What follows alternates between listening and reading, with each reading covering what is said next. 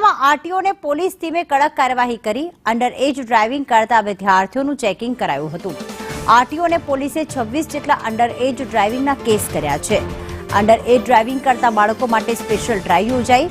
RTO અને પોલીસની 4 ટીમોએ તપાસ કરી અને કાર્યવાહી હાથ ધરી હતી। પાયલ અમારી સાથે જોડાઈ ગયા છે। પાયલ, અંડર એજ જે વિદ્યાર્થીઓ હતા કઈ કઈ જગ્યાએ આરટીઓ દ્વારા ચેકિંગ કરવામાં આવ્યું?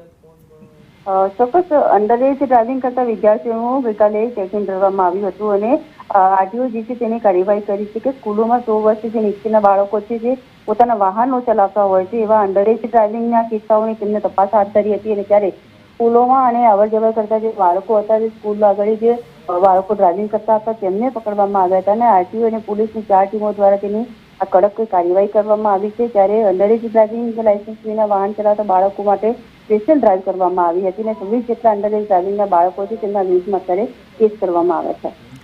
આભાર તમામ વિગતો માટે પાયલ।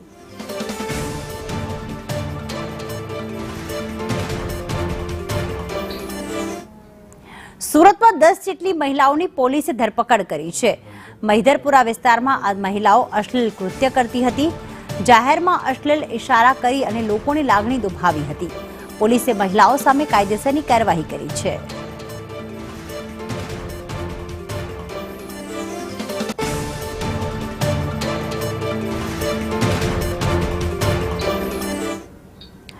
સુરતમાં એક 13 વર્ષથી ફરાર આરોપી ઝડપાયો છે।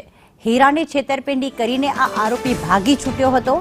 આરોપી પંકજ ઉર્ફે બંટુ દવે મુંબઈથી પકડાયો। વર્ષ 2008માં 4.26 કરોડના હીરાની છેતરપિંડી કરી હતી। સુરત ક્રાઇમ બ્રાન્ચે મુંબઈથી આ આરોપીને ઝડપી પાડ્યો છે। તો નવ પલવ બિલ્ડિંગમાં ઓફિસ રાખી હતી અને ડાયમંડ લેવેચનો ધંધો શરૂ કર્યો હતો। વેપારમાં નુકસાન થતા તેણે છેતરપિંડી કરી હતી।